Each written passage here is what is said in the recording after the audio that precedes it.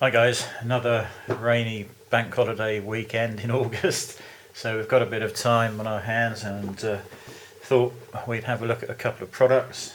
This is the Bose Soundlink III. It's a Bluetooth speaker. I've never owned any Bose equipment before, and the reason I wanted this is because I watch a lot of videos and listen to a lot of music whilst working in the workshop, and the Galaxy Note and the S6 that I use out there, the speakers just aren't up to the job, and I could have gone out and bought some cheap speakers, but again, you know, the sound quality is just not there, and I don't think you realise how bad the speaker sound is on these mobile devices until you've actually listened to something like this Bose. So as I say, that's that's the reason I got it. It's also my birthday tomorrow, and family all chipped in, and this is an early birthday present from them all. So yeah, what do you get in the box? Well, I've taken everything out already, but I did want to show you the minimal packaging that they use. Holding everything in place is just this recycled cardboard, keep the cost down, and probably environmentally friendly as well.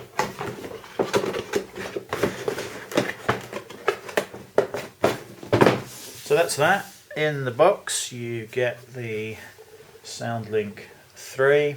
We'll have a look at that in more detail in a moment.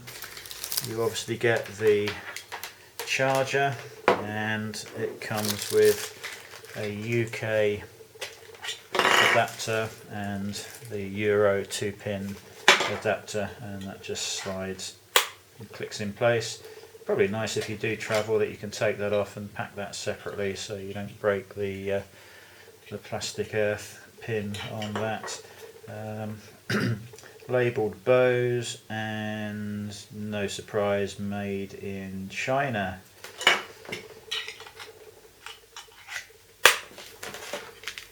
So that's pretty much it in the box, apart from the small instruction book, which I think I've left in the workshop, but you know, this really isn't rocket science.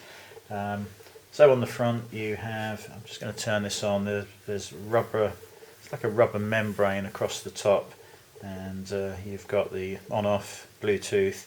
You can switch to auxiliary input, you mute the speakers, and adjust the volume here, and there is also a little rubber circle just raised up here and on the Bluetooth button as well.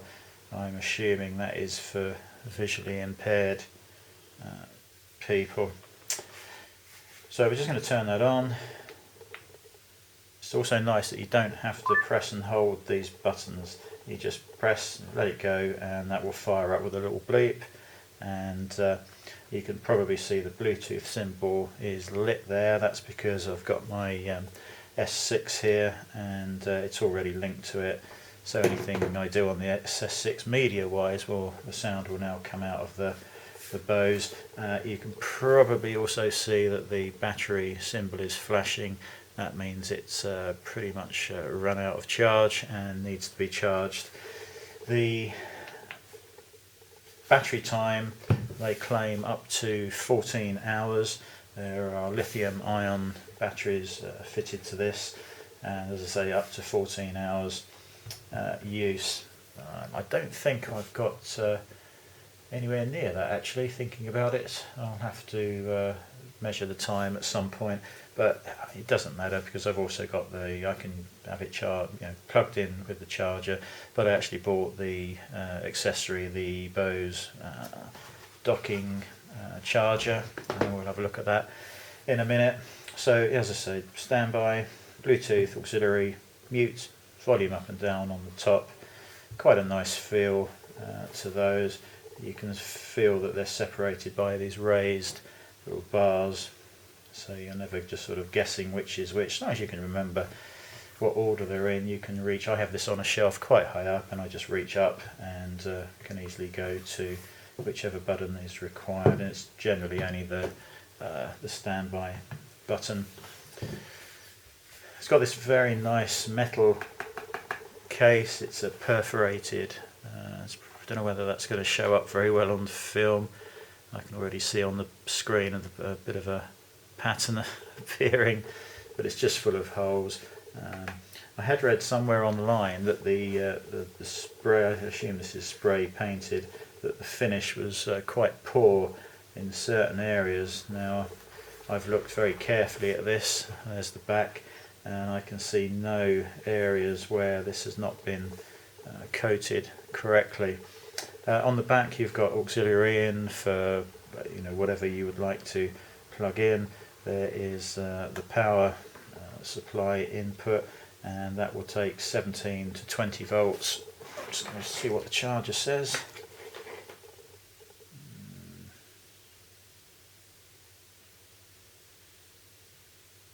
17 volts at 1000 milliamps, but anything between 17 and 20 volts is going to be fine. Underneath you've got a couple of holes here. You've got rubber feet. It's quite a hard rubber, but it's it's reasonably grippy. This isn't going to slide around or anything. And then you've got two contacts just underneath there. And although I ordered the docking charger separately, it seemed fairly sensible that these holes were for that, and obviously the contacts were for that. Made in Malaysia. The actual unit says made in Malaysia rather than China. Not sure what difference that makes. The sound quality has to be heard to be believed. I think that's the easiest way of describing that. This isn't cheap, of course. This is it's currently about £259, but the sound coming out of it is fantastic. I'm not going to attempt to get the sound going because this Sanyo just isn't up to the task of recording the quality of sound this is producing, so that would be completely pointless. I think there's other reviews on YouTube where professional equipment's been used to record it, but then you're still relying on whatever playback device you're watching this for the video on.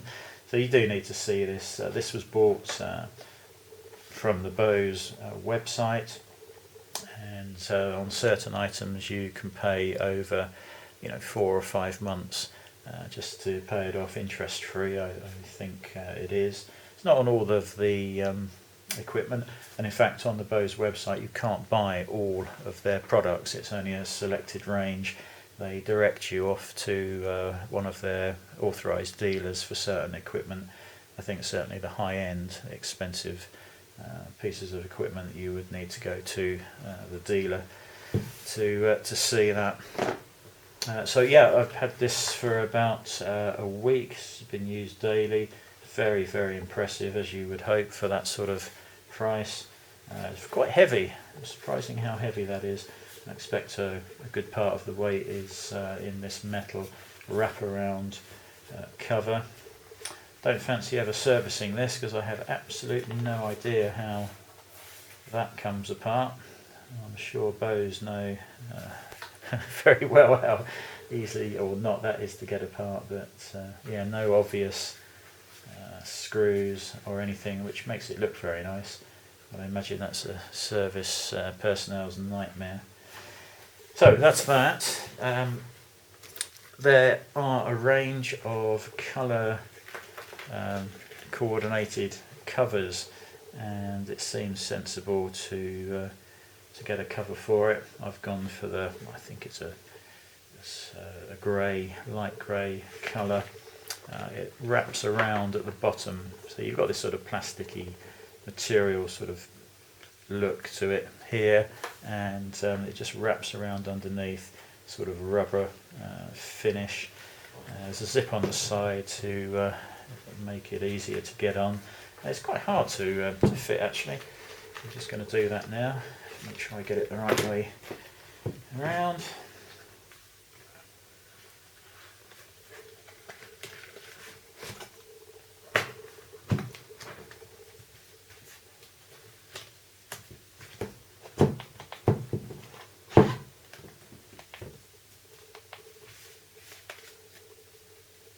Yep, so you can see hopefully there that it does wrap around and come underneath the unit. Very neat fit, Bose name on there, the zip on the side. It looks very well made, and it does come up and cover everything that it should do to protect it if anything ever should happen. So that was that, about £30 I think, £35 for the cover, but I just thought it was worth it just to give it that little bit of extra protection should you knock it over. It's not falling directly onto the metal surround. So the last thing we bought for it was the Soundlink III charging cradle. Similar price, £30 I think, which I didn't think was too bad for a Bose accessory. Again, heavy. The same power supply that comes with this is obviously used for the docking charger. They've got a nice cutout here, and you can feed the socket, the plug into the socket, and just here there is the perfect size cutout and a little cable clamp. You just push it and it clicks into place, and then that is held securely in place. Again with the rubber feet. I think they're bigger, are they, than yeah, they're slightly larger size rubber feet, and that's really held securely in place. And then, as you see, you've got these, where are we?